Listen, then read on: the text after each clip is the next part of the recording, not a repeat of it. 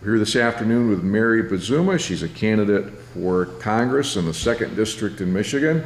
Mary, welcome. Glad to have you here. Tell us a little bit about your background and why you're running for 2nd District Congress.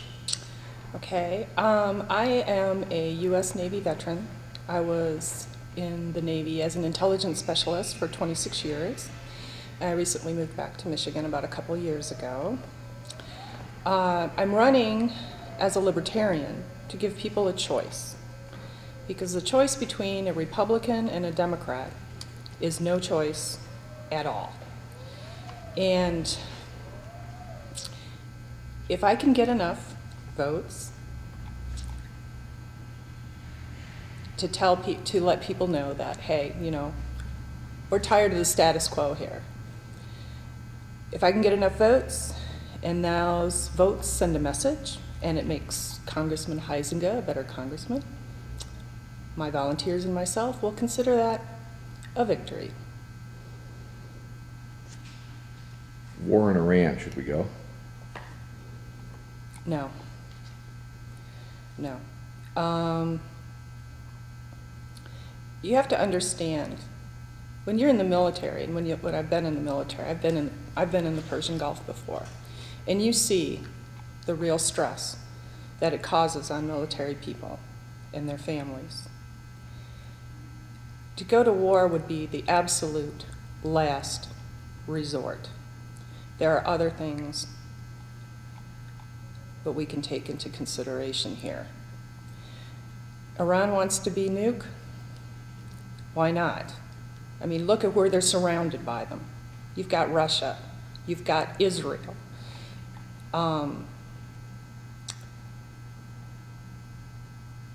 For them wanting to have a nuke,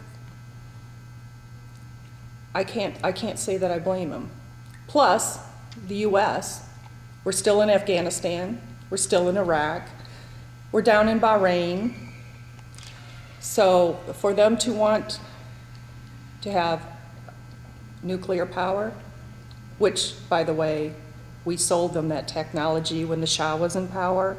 So now to say no, absolutely not, I don't think is a good idea. Plus, we have to remember that China's in Iran right now too. They're doing a lot of trading, they're doing a lot of business deals, etc. There was an interview with an Iranian contractor, and he was talking about the stuff he got from the Chinese, saying it was junk.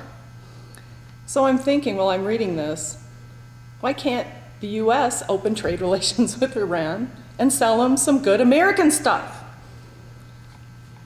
I think we should stop saber rattling as with Iran and try to start talking with them.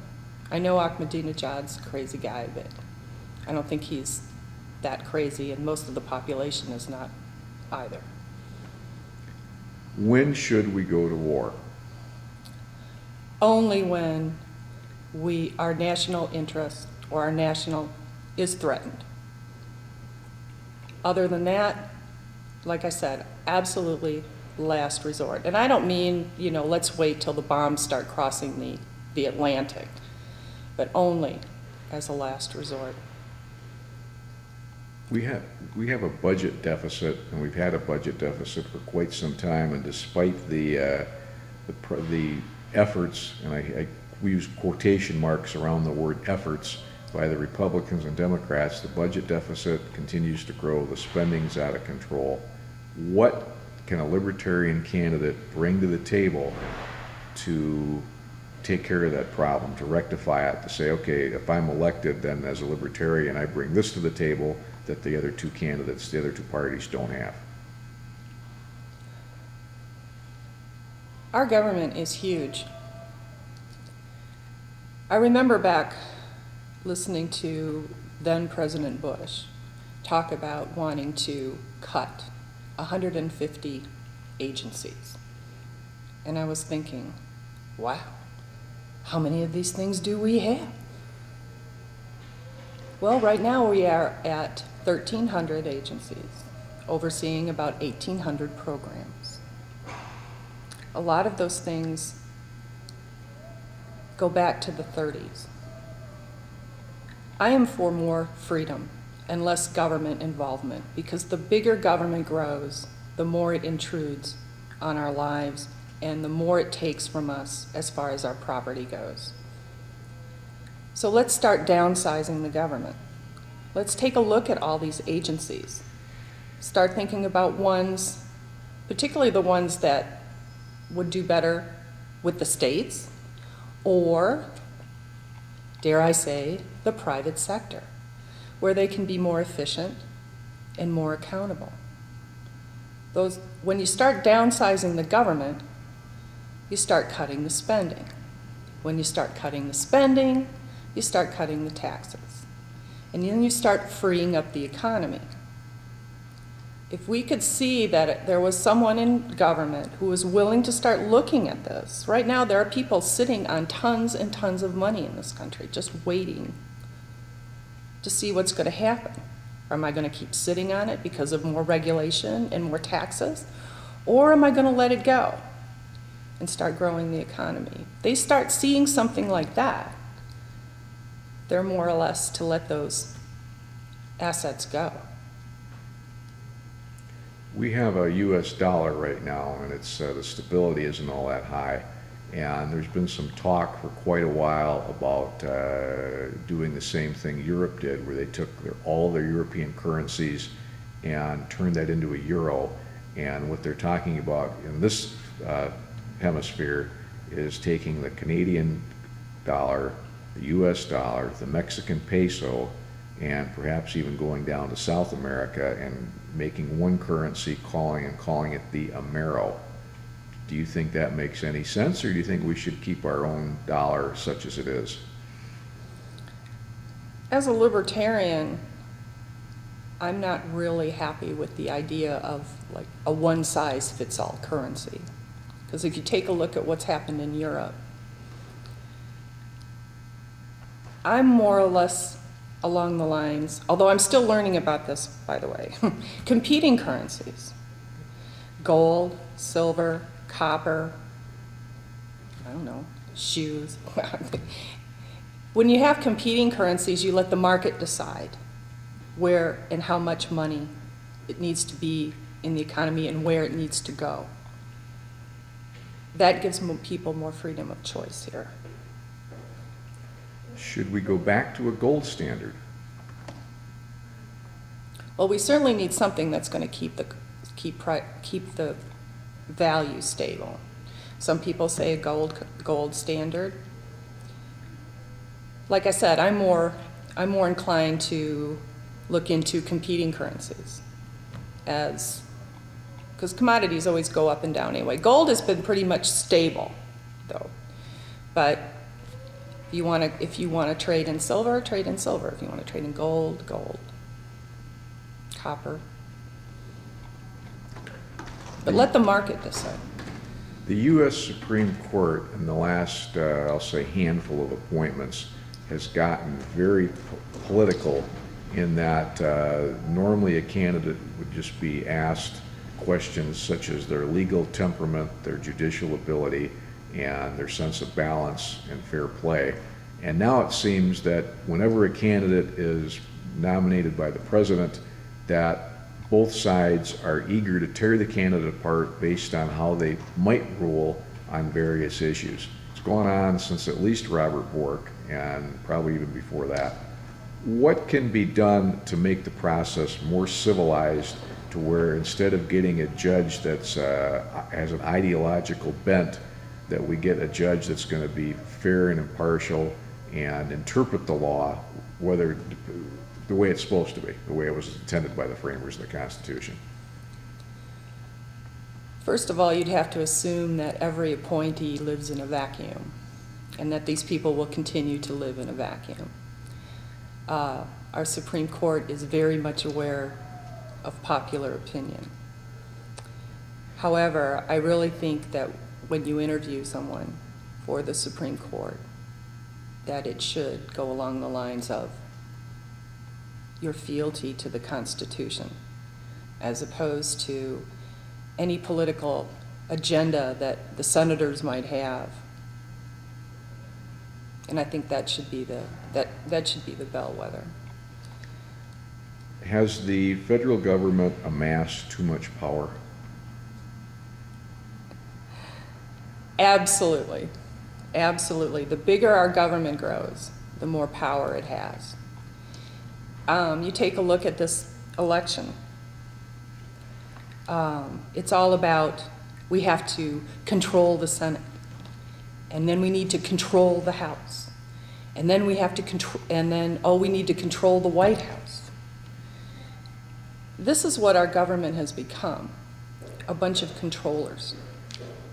And the stakes are really, really high. So they disagree on the small things. They agree basically on more power to the government and less power to us. We need to reverse that by electing more libertarian candidates. The schools, the state of the education system, is that something that needs improvement? And if so, how much, and how would you go about doing that? To improve education would be pretty much how you would improve anything else, through competition. And we have to start inserting competition into the education system. How we do that, some people have recommended, well, instead of the child following the money should follow the child. And I would be in favor of a voucher system that would allow parents to choose where they send their child to school, or if they want to homeschool their child. It should be up to them, not to the government. Michigan has recently legalized medical marijuana. Should Michigan go all the way and just legalize marijuana? Yes, it's time. In fact, I'm watching very closely not only the Michigan proposals that I'll be voting for, but there are proposals like in Colorado, which will make marijuana legal, and it will regulate marijuana like alcohol. I'm very interested in seeing how that goes. If it goes through, I'd like to see other states, including Michigan, take a good look at that and maybe try to implement something like that as well. Our war on drugs, particularly marijuana, has been devastating. It's wasted money, it's wasted lives. We have so many people in jail who don't belong there. So I'm very interested in seeing how that goes in California and perhaps implementing the same in Michigan. The environment, how do we protect the environment from getting harmed to begin with? What's the best course of action for that? Well, polluter pays. If you damage my property, I'm going to sue, and you're going to pay for the damages. Now, for big things, you know, like lakes or oceans or air, but even air, if somebody pollutes my airspace, then they're going to pay. I find it strange that before the EPA, environmental suits took months. Now they take years. I think one thing we need to do is start to take a really close look at the EPA and maybe rein them in and do a cost-benefit analysis, such as the Badger. Everybody hates that the Badger is dumping coal ash into the lake. Well, no one wants to see anybody dump anything into the lake, but I recently read that the Badger's been used to take windmill parts across Lake Michigan, where before they would have had to have been loaded on trucks, big trucks, and you drive around putting more carbon and pollutants into the air. So, and it costs more. So, what do you want here? Right now, the EPA says what the Badger, the only coal-fired ferry left, and I would dare say the world, is really doing. And if the EPA says it's not polluting, or the amounts are minimal, then I say, let it go. Let it continue. Social Security. We have a situation where we have people called the baby boomers, and they've already started to retire, and there's going to be a lot more of them retiring, and the population that is behind them is not adequate in the numbers that we used to have. What's going to happen to Social Security? What should be done now to ensure that those people that are baby boomers and are going to retire are going to have it, it's going to be there for them, or should there be some other type of plan that goes beyond Social Security and says, look, you paid into this over the years, and we're going to go ahead and give you a retirement, but we're going to have to take a look at it a lot differently than we would then because of the Social Security, because of the actuarial numbers of the program. I would feel myself, since I'm going to be of age in about 11 years, that we go to a different system. I would like to privatize retirement. Let people make their own choice as far as what they want to do. If you're a young person starting to work, Social Security is not going to be a really good deal for you. You're going to have to pay more and more taxes and end up with less of a benefit. Whereas if you take part of your money that would normally go to Social Security and you could put it in something as safe as, do I dare say they're still safe? Treasury bonds. Okay, not a real high yield here, but over time you would have 4 times as much to retire on as if you did with Social Security. What people don't realize is that only 63% of what's contributed actually goes into this account. The rest goes into, well, administration for the Social Security Administration, plus it goes into disability payments and spousal support.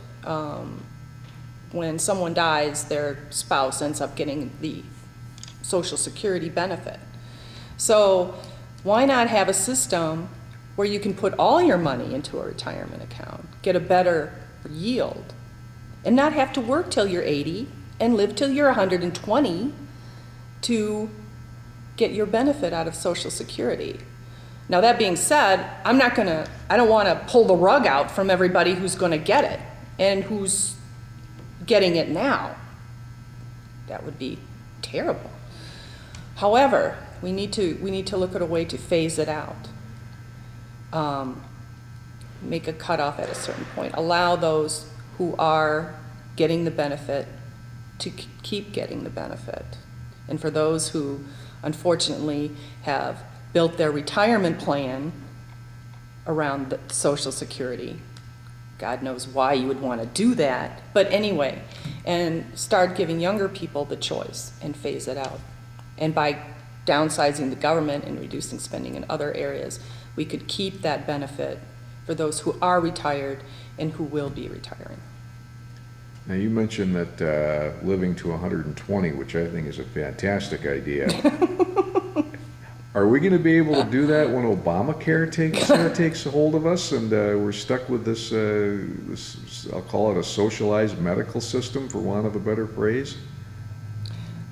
For someone who has been in the military as long as I have, socialized medicine is not a really good deal. It works in some areas and it doesn't work in others.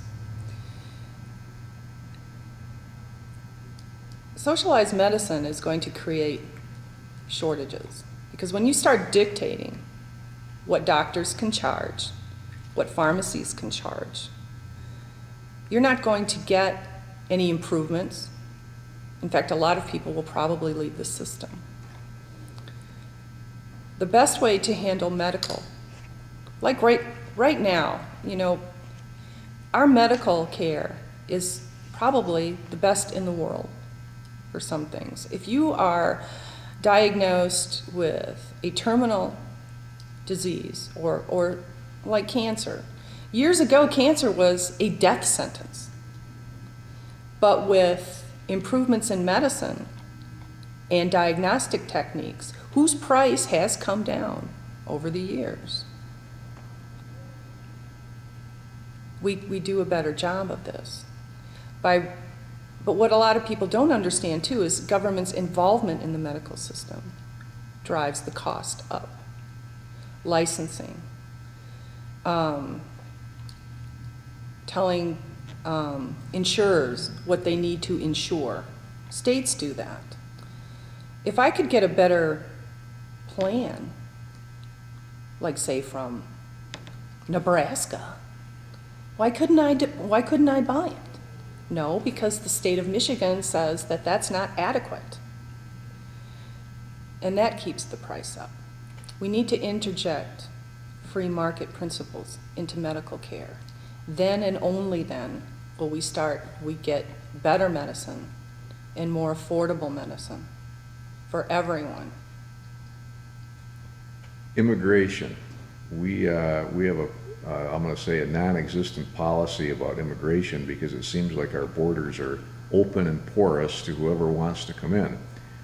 What can be done to ensure that the people that want to come to this country can do so legally, and those that shouldn't be here are essentially shown the door? Well, the first thing is that there's a lot of myths about immigration. What immigration does, particularly in a free market, which is what we should have, but what we don't, is it takes care of those gaps. Immigration provides low skill as well as high skill. The majority of American workers right now are somewhere in between. We don't have enough for the high, and we don't have enough for the low skilled. Amazingly enough, America's population is aging and it's getting more educated. So you need someone to fill that lower gap, and immigration does that. Now, that being said, you need to know who is coming here and why. Most people want to come here for a job. So let's get them a work visa. Temporary workers, get them a temporary work visa. For farmers, people don't understand that, if farmers can't find people to pick particular crops that have to be hand-picked, they're not going to grow them. And that's going to make prices go up for the things that you want. So allowing those people to come in, get a temporary work visa, and then leave would alleviate that problem. Opening up immigration would actually help stop illegal immigration, and then put those assets on the border to control the criminals or the future terrorists or whatever. What do we do about the terrorists that come here and get away with things that we didn't even think of 20 to 30, 40 years ago? How do you properly patrol terrorism? How do you prevent things from happening without making the burden so onerous?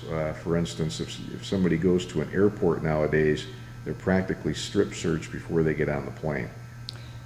Yes, I was recently involved in what was known as, when I was coming back from Las Vegas for the Libertarian Convention, with the TSA group grope, as I like to call it. What people don't understand is our interventionist foreign policy has created more of a threat for us than it had in the past. When you start hitting people they're going to hit back eventually. I think if we pursue, and I'm not a peacenik here, however, but if we pursue a more non-interventionist foreign policy with military restraints and start maybe trading more instead of punishing more, we would probably, there would probably be less of a threat. That being said, there are always going to be people who want to hurt us, no matter what. But I think more freedom and less restriction. Repeal the National Defense Authorization Act. Repeal the Patriot Act. If you want to, go back to the original FISA. Before it was targeted, people needed, and it was, it followed due process. But this whole expansion, casting a very wide net, has created more problems than it has solved. The IRS, that's one of the tax, that's the way that the federal government pretty much pays for itself, even though it doesn't always, in fact, I think 99% of the time, it never has had a balanced budget, so it doesn't take enough money in, and there's always a deficit. But the IRS, the main, they'll call it the collection agency, is that a good way to go ahead and collect the taxes that are needed to run the country, or is there a better way to do it? The idea with taxes is that we're always paying too much, and somebody is never paying their fair share. It's not just the, it's not just the IRS as far as taxes go. People tend to think about, when they talk about taxes, they talk about income taxes. But there are other taxes. There's that sneaky tax called inflation that hits everyone. Sales taxes and property taxes, and I would like to eliminate the IRS. I'd like to get rid of the tax code, which is nothing more than 7,000 pages of, in each page, a special interest. I think downsizing government, limiting its spending, would do a lot to alleviate the tax burden. And we wouldn't, I'd like to say, ultimately, we could eliminate the IRS completely.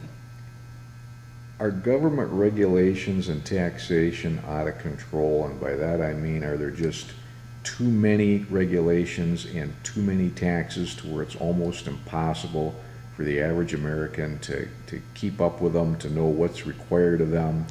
And is it also set up in such a way that the regulations and the taxes pick winners and losers?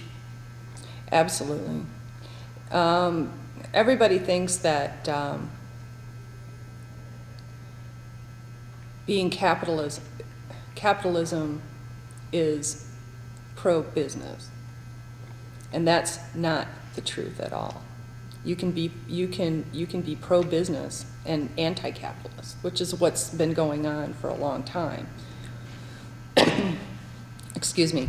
Our current system of regulations and taxation creates winners and losers in the marketplace, and it distorts it completely.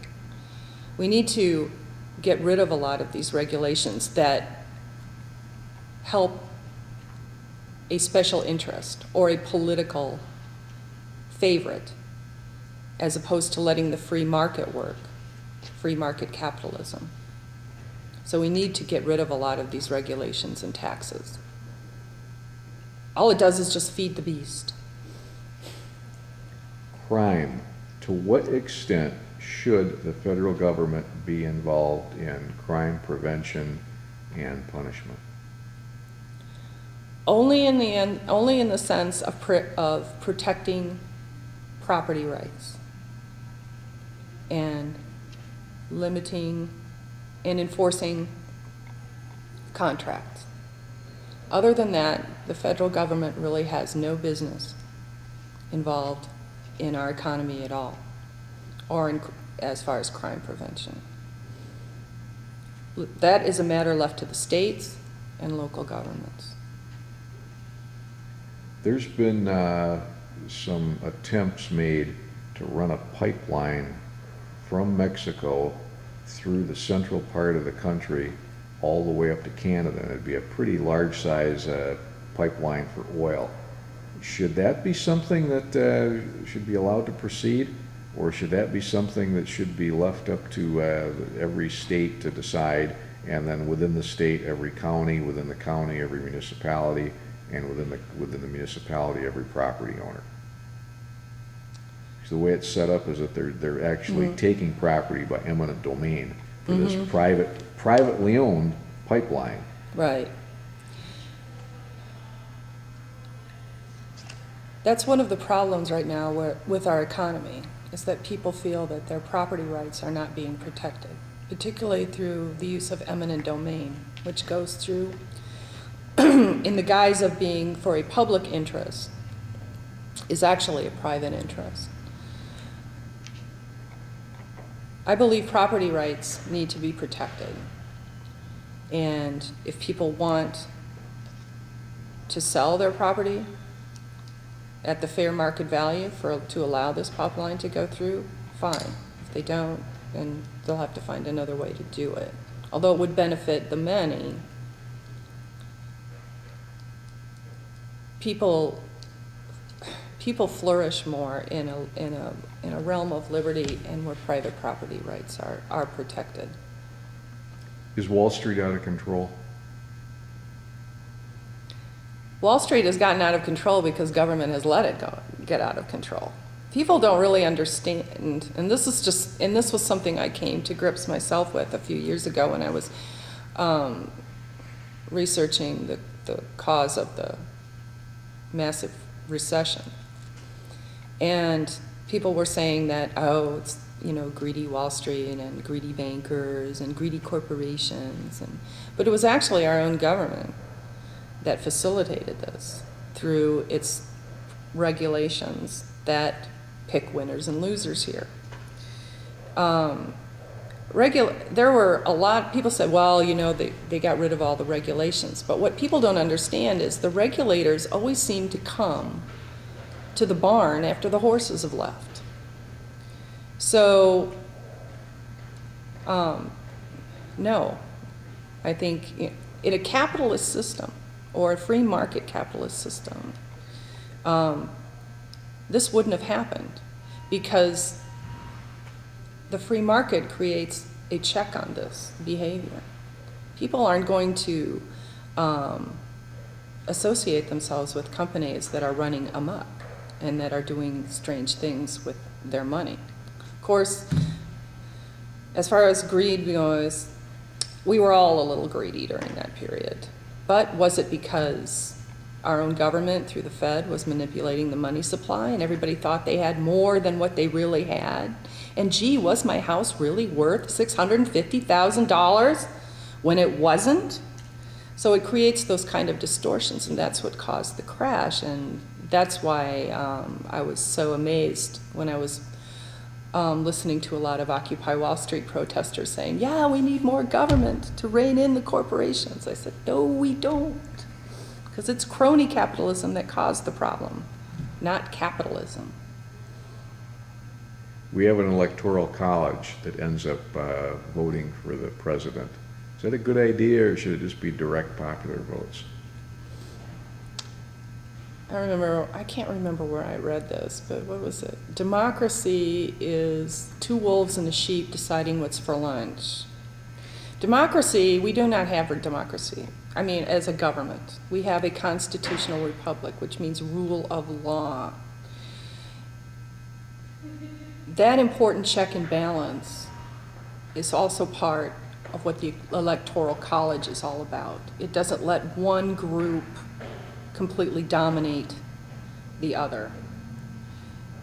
So no, I would not get rid of the Electoral College. And when I listen to the radio sometimes, and they have students come on and say, oh yeah, we've got to ban the Electoral College because the people should decide. It should be majority rule. And I said, well, majority rule can also be mob rule. So, no, our framers were very, very careful when they crafted our Constitution to protect us from becoming completely majority rule here. Majority's not always right.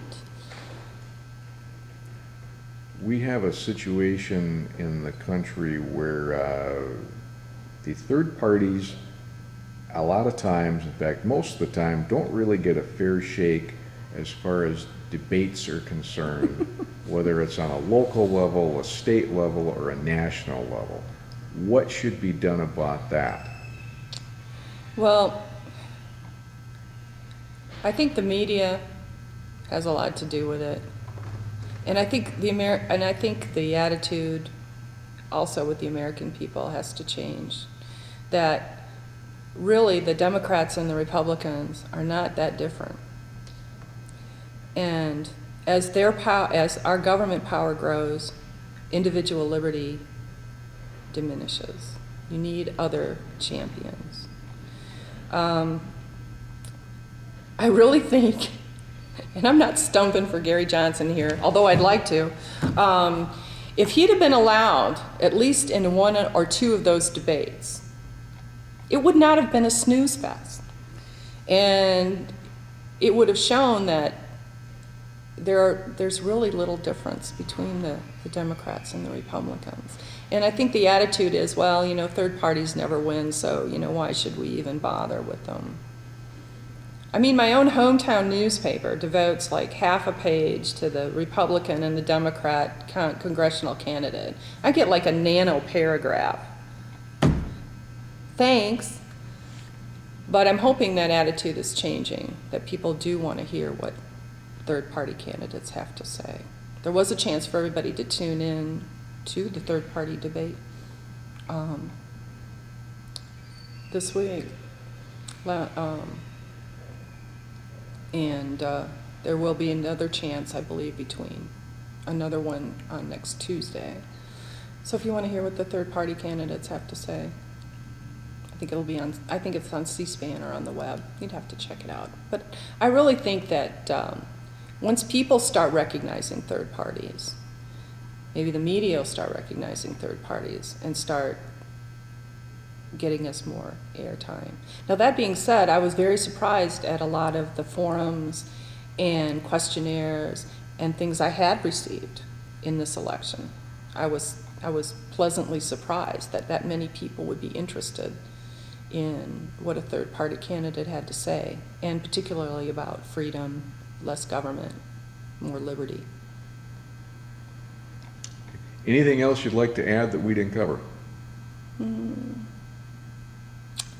Well, like I said, the reason that I'm running is, I'm not a politician. I'm only a U.S. Navy, and I won't say only because that's not a very good thing to say about myself, but I'm a U.S. Navy veteran with 26 years of service. And